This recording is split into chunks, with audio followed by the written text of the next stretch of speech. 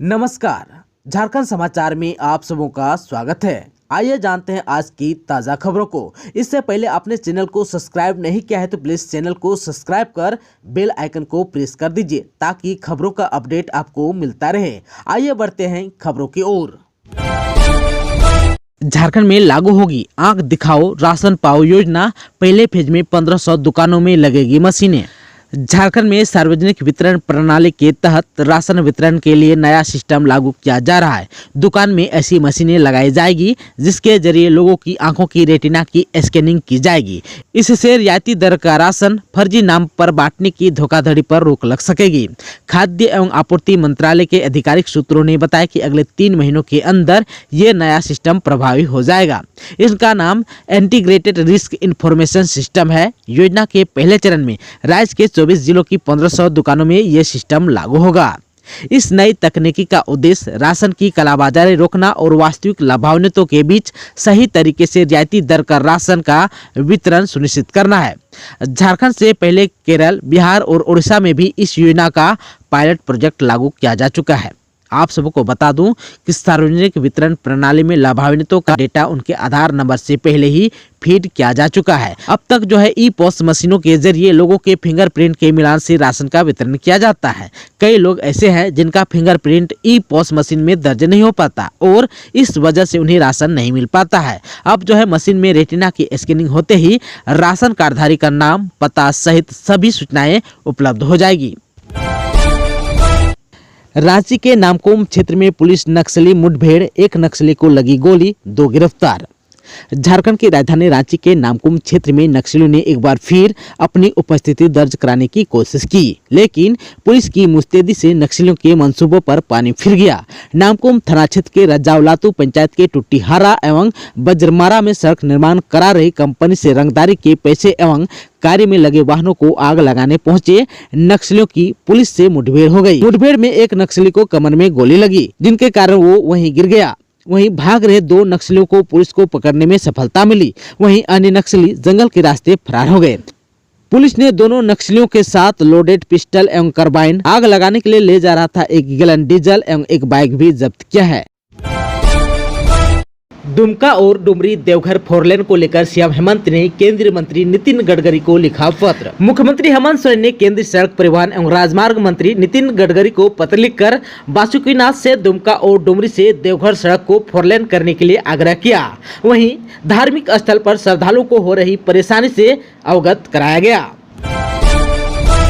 CM Hemant Soren और उनके संबंधियों से जुड़े सेल कंपनियों और लीज से जुड़े मामले में शुक्रवार को झारखंड हाईकोर्ट में सुनवाई हुई। इस दौरान सरकार की तरफ से पक्ष रखते हुए महाअधिवक्ता ने बताया कि सेल कंपनी और खनन लीज के खिलाफ आदेश को सरकार ने सुप्रीम कोर्ट में चुनौती दी है। इसे ध्यान में रखते हुए फिलहाल सुनवाई रोकी जाए, लेकिन कोर्ट ने इसे सिरे से खारिज कर दिया। हाईकोर्ट की तरफ से कहा गया कि सुप्रीम कोर्ट ने वैधता तय करने के बाद सुनवाई करने को कहा है। सुनवाई जारी रहेगी, आपको कहीं भी चुनौती देने की आजादी है। सुनवाई chief justice doctor Ravi Ranjan और जस्टिस SN प्रसाद की बेंच में हो रही है। अब इस मामले की अगली सुनवाई 17 जून को होगी।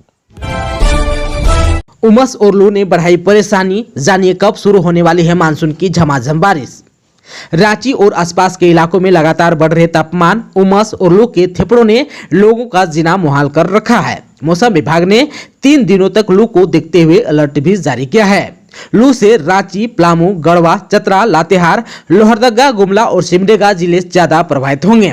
राज्य के लगभग हर जिले में तापमान में बढ़ोतरी हो रही है। झारखंड की राजधानी रांची का तापमान 40 डिग्री सेल्सियस से ऊपर चल गया है। लोगों को मौसम के बदले मिजाज की वजह से काफी परेशानियों का सामना करना पड़ रहा है। ऐसे में लोग मानसून की राह देख रहे हैं। राज्य में जल्द ही मानसून की झमाझम बारिश होगी। बारिश होते ही लोगों को भीषण गर्मी से राहत मिल जाएगी।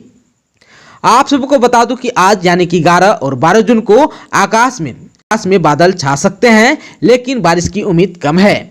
जबकि 13 जून को बादल छाए रहेंगे। इस दौरान तेज हवा के साथ वज्रपात होने की आशंका है।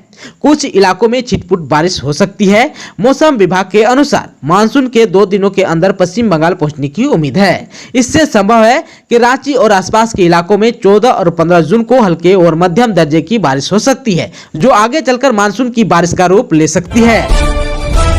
झारखंड के 2 विश्वविद्यालय पॉलिटेक्निक संस्थान में शिक्षकों की कमी होगी दूर, साक्षात्कार का शेड्यूल हुआ जारी। शिक्षकों की कमी से जूझ रहे राज्य के 3 बड़े शैक्षणिक संस्थानों को जल्द टीचर मिलने जा रहे हैं। शिक्षकों के रिक्त 50 से अधिक पदों पर नियुक्ति होगी। झारखंड लोक सेवा आयोग की ओर से शिक्षकों की नियुक्ति की प्रक्रिया शुरू कर दी गई है।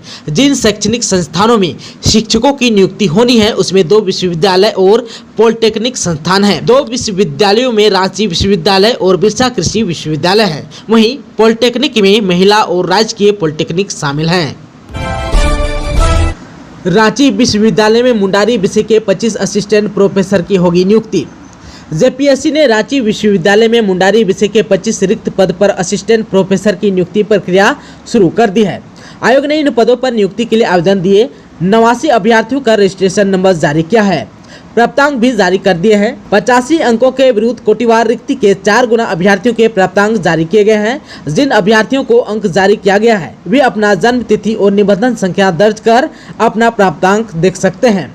यदि किसी अभ्यर्थी को ऐसा लगे कि उसे जारी किए गए अंक से अधिक अंक प्राप्त होना चाहिए तो वह अपना दावा साक्ष्य के साथ 12 जून तक ईमेल यानी कि ap42018@jpsc.gov.in के माध्यम से भेज सकते हैं। इसके अलावा वैसे अभ्यर्थी जो कट ऑफ मार्क्स से अधिक या बराबर अंक का दावा करते हैं लेकिन अंक जारी नहीं किया गया है तो वे भी अपनी आपत्ति 12 जून 2022 तक ईमेल से भेज सकते हैं। इसके बाद ही आयोग कागजात सत्यापन और इंटरव्यू की तिथि का निर्धारण करेगा। राज्यपाल रमेश बैस ने की बाबा बैद्यनाथ की पूजा, झारखंड के विकास के लिए की प्रार्थना। प्रदेश के राज्यपाल रमेश बैस ने शुक्रवार को देवघर स्थित बाबा बैद्यनाथ की पूजा अर्चना की। पूजा अर्चन के बाद उन्होंने कहा कि हमें यहां आना 10 महीने हो गए थे। उन्होंने दर्शन के दौरान कामना की है कि झारखंड का विकास हो, यहाँ की जनता की सुख समृद्धि हो और यह देश का अच्छा प्रदेश बने। इसके बाद राज्यपाल दुमका के जरमुंडी स्थित बाबा बासुकीनाथ की पूजा अर्चना करने के लिए प्रस्थान कर गए। वहां जाकर उन्होंने रुद्राभिषेक भी किया। आप सबको को बता दूं कि राज्यपाल गुरुवार शाम देवघर पहुंचे थे। परिसदन पहुंचने पर एसपी सुभाष चंद्र जाट और डीडीसी कुमार ताराचंद ने राज्यपाल को बुके देकर स्वागत भी किया।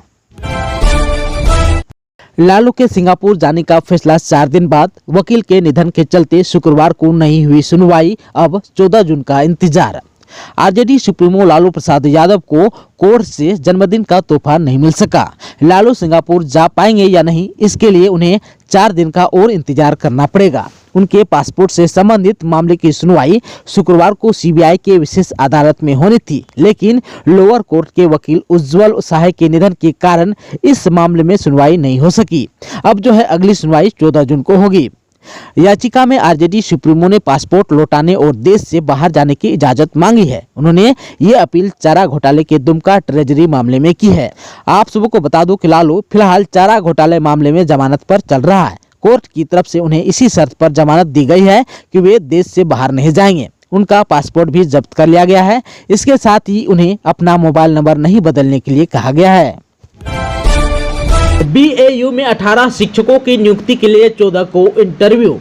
बिरसा कृषि विश्वविद्यालय अंतर्गत एग्रीकल्चर व वेटनरी कॉलेज में असिस्टेंट प्रोफेसर के 18 पदों पर नियुक्ति के लिए 14 जून को इंटरव्यू होगा। इसका विज्ञापन 2017 में ही निकाला गया था। एग्रीकल्चर कॉलेज में बैकलॉग के 3 विषय में कुल 6 पद हैं। इनमें एग्रीकल्चर इंजीनियरिंग के 3, एटमोलॉजी के 2 और एग्रीकल्चर इकोनॉमिक्स के 1 पद शामिल हैं। कागजात का वेरिफिकेशन हो चुका है। इसके बाद कुल 6 पद के लिए सिर्फ 2 ही अभ्यर्थी तुलिका कुमारी और केरोनिम लकड़ा को योग्य पाते हुए इंटरव्यू के लिए बुलाया गया है। वहीं वेटनरी कॉलेज के रेगुलर के 7 विषयों में 13 पद के लिए 31 अभ्यर्थियों को इंटरव्यू के लिए बुलाया गया है। एग्रीकल्चर एक्सटेंशन के 1 पद के लिए योग्य अभ्यर्थी नहीं मिलने के कारण इसे इंटरव्यू में शामिल नहीं किया गया है। बचे हुए 6 विषय एग्रीकल्चर इकोनॉमिक्स के 2 पद के लिए 3, एग्रोनॉमी के 3 पद के लिए 5, वेटनरी के 2 पद के लिए 6, स्टैटिस्टिक्स के लिए 1 पद के लिए 4, एनिमल हस्बेंड्री के 2 पद के लिए 10, अंग्रेजी के 1 पद के लिए 3 और गणित के 1 पद के लिए 5 अभ्यर्थियों को इंटरव्यू में बुलाया गया है। दोस्तों, अभी तक आपने चैनल को सब्सक्राइब नहीं किया है तो प्लीज चैनल को सब्सक्राइब कर बेल आइकन को प्रेस कर दीजिए ताकि खबरों का अपडेट आपको मिलता रहे। इसके साथ ही आज की खबरों में बस इतना ही। हमें दीजिए इजाजत। नमस्कार।